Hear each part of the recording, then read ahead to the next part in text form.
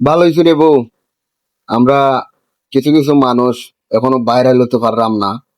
আমি মনে করি ভালো হইছে, কারণ ভাইরাল হইলই ভালো শুধু বাস আর বাস। রাত্রে ফেসবুকে ঢোকার পরে দেখা যায় অমুক তমুকরে বাস দিচ্ছে, তমুক অমুকরে বাস দিচ্ছে। হ্যাঁ, ভাইরাল হইলেই মানে দোষের কোনো সীমা নাই। আসল কথা হইছে এটা, যে মনে করেন আমরা যদি ভালোভাবে জিনিসগুলা নেই তাহলে বালা, আর খারাপ ভাবে নিলে তাহলে খারাপ।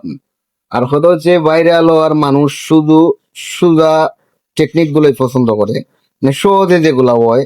সেও বউ নিয়ে হয় ভাইরাল, সেও রোস্ট নিয়ে হয় ভাইরাল, সেও খারাপ অঙ্গভঙ্গি দিয়ে নেওয়া হয় ভাইরাল। তা আসল কথা হইলো, আমি মনে করি আগের দিনের মুরিক বেড়া হইতো, মানে যত পরিশ্রম করতে পারে যে মানুষটা, ওই মানুষটা যেদিন সাফল্য অর্জন করবে, তার সাফল্য কেউ ঠেকাতে পারবে না। তা আমার কথা হচ্ছে এটাই, যে সহজে সহজে টেকনিক গুলা তুকাচ্ছেন কিভাবে ভাইরাল হওয়া যায়, কেউ বউ নিয়া, কেউ রুশ নিয়া, কেউ খারাপ খারাপ ভিডিও দিয়া। তো কথা হচ্ছে আপনার কিন্তু ভাইরালটা সীমাবদ্ধ থাকবে না, কয়েকদিন বড়ই। হ্যাঁ, আর নিজের আত্মসম্মান বোধ, নিজের সম্মান যদি বাঁচাইয়া নাই চলতে পারলাম, তাহলে এ ধরনের ভাইরাল হইয়া কোনো ফায়দা নাই তো।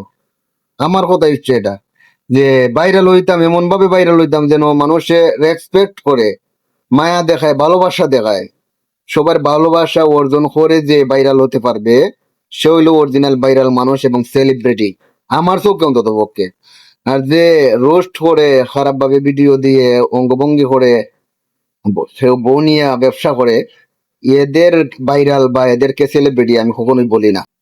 তো আমার কথা একটাই রে বউ, যেমন করো বেশি উন্নতিও বেশি বালা না, বেশি উন্নতি বালা না। যে এত সকাল সকাল উন্নতি লাভ করলে ভবিষ্যতে আমাদের খানতে হবে। হ্যাঁ, তো আমিও চাই না ভাইরাল হতে। আমি চাই অন্তত পক্ষে একটা লাইক হোক বা একটা শেয়ারই হোক, যেন এই মানুষটা আমাকে ভালোবাসে দেয়। কোনো চাওয়া পাওয়া বা আকুতি মিনতি করে আমি লাইক বা শেয়ার বা কমেন্ট আমি চাই না।